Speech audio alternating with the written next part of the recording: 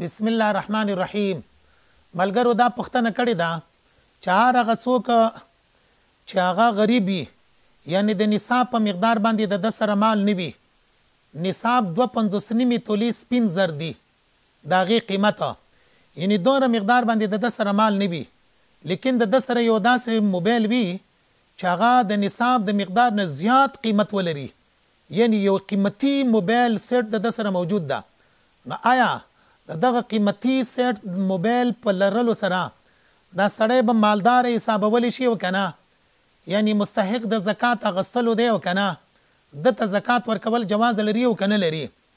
جواب د دې خبرې دپاره دا دی چې حاجت اصلیه کومې چې فقها ذکر کوي دا په اعتبار د احوالو سره مختلف کیږي.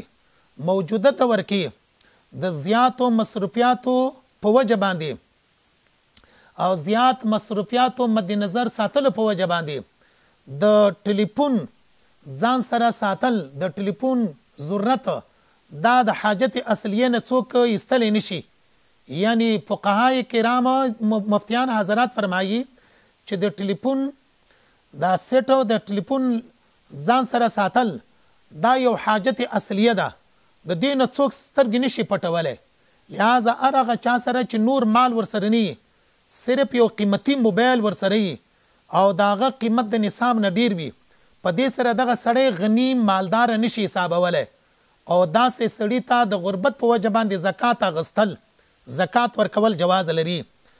دلیل د حاجت اصلیه په باره کې دا قول د فقهاو دی: ومنها كون المال فاضلا عن الحاجة الأصلية لأن به يتحقق الغنى إذ المال المحتاج إليه حاجة أصلية لا يكون صاحبه غنيا عنه. دا مسله په بدایع صنایع جلد 2 394 نمبر صفحه کې په تفصیل سره شته.